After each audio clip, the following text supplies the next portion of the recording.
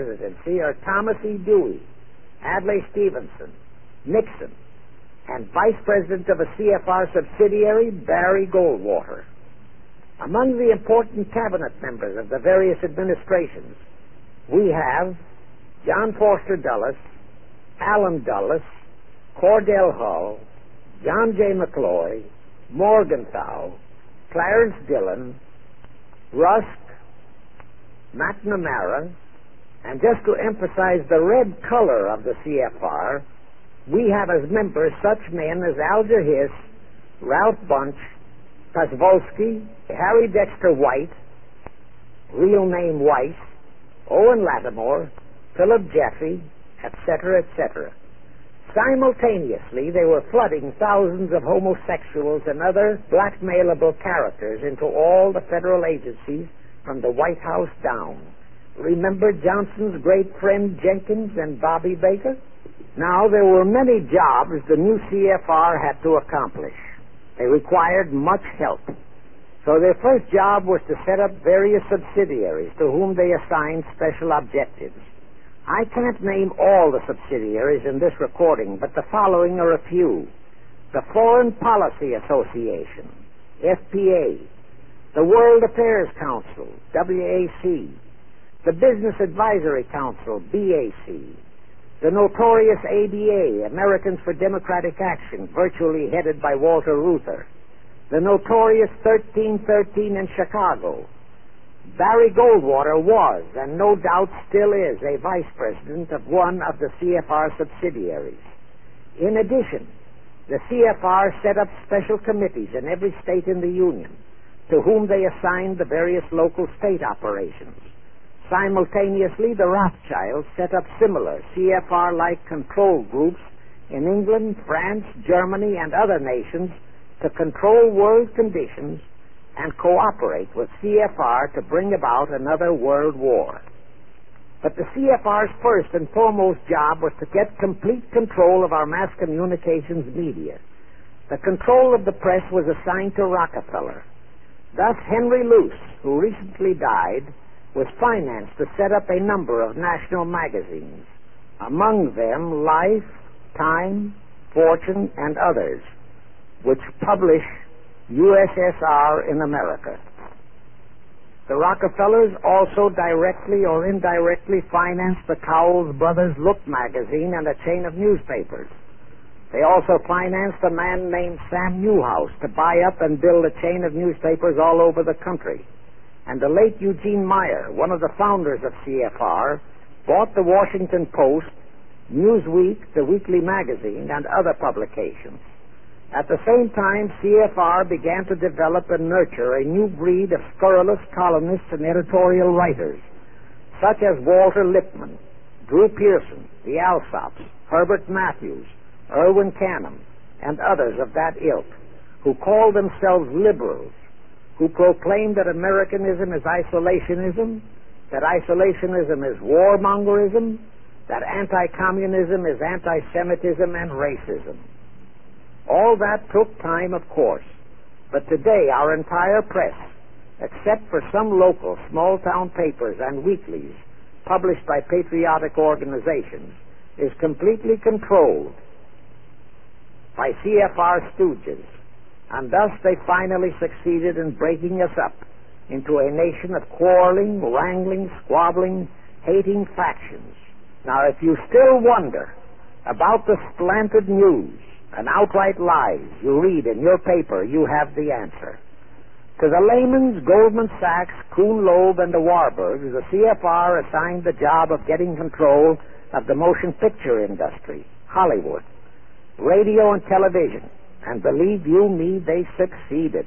If you still wonder about the strange propaganda broadcasts by the Ed Murrows, Chet Huntley, Howard K. Smith, Eric Severide, Drew Pearson, and others of that ilk, you have the answer. If you wonder about all the smut, sex, pornography, and mixed marriage films you see in your movie theater and on your TV set, all of which is demoralizing our youth, you have the answer.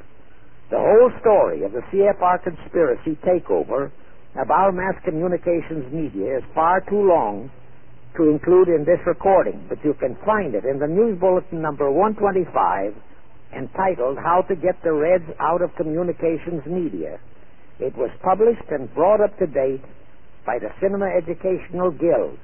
It tells in detail how the press, the movies, TV, and radio have been, and still are, used to brainwash the people, to demoralize our youth, and they have been and still are encouraging and creating sympathy for the rioting Negro civil rights lawlessness. You can get a copy of this news bulletin by writing to the Cinema Educational Guild, Post Office Box 46205, Hollywood, California. Now, to refresh your memory, let's go back for a moment. Wilson's plot had torpedoed all chances of transforming that League of Nations into the conspirators' hoped-for one-world government housing. So the Jacob Schiff plot had to be done all over again, and they organized the CFR to do it. We also know how successfully the CFR did that job of brainwashing and destroying the unity of the American people.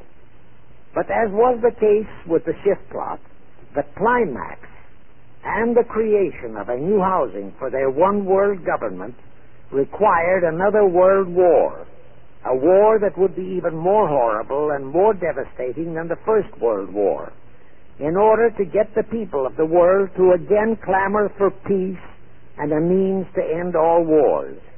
But the CFR realized that the aftermath of World War II would have to be more carefully planned, so that there would be no escape from the new one-world trap, another League of Nations, that would emerge from the new war, the trap we now know as the United Nations.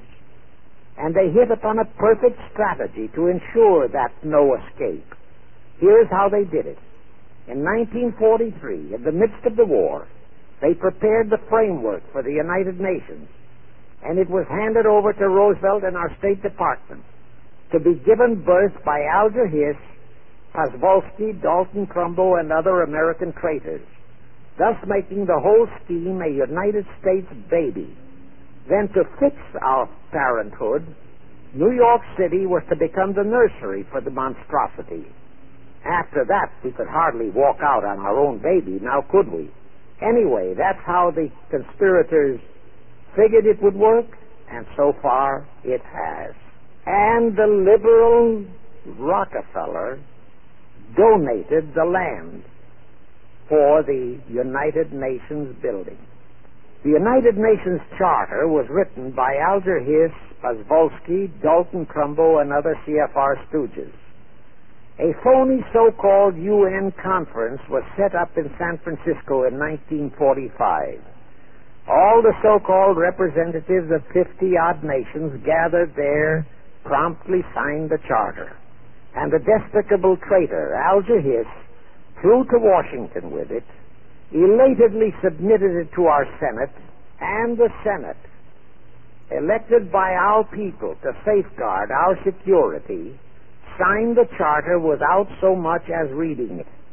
The question is, how many of our senators were even then traitorous stooges of the CFR? Anyway, it was thus that the people accepted the United Nations as a holy of holies, and enabled traitor Earl Warren to virtually destroy our Constitution by basing all his traitorous decisions on the UN Charter, thus making that charter virtually our law of the land.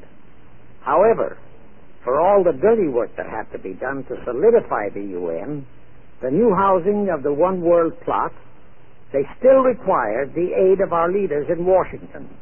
So now I will emphasize the fiendish cleverness of the CFR masterminds. To the vast majority of the American people, our foreign policy for many years has been a complete enigma. Most of us simply can't understand why this great nation is seemingly floundering so helplessly in the art of diplomacy. We can't understand why our leaders are seemingly so confused and bewildered in all their dealings with Moscow, France, and other nations, and with the UN. We always hear them proclaiming that in view of our overwhelming economic and military superiority, we must always lead from strength. Yet at all the summit meetings and conferences, They cringe and stand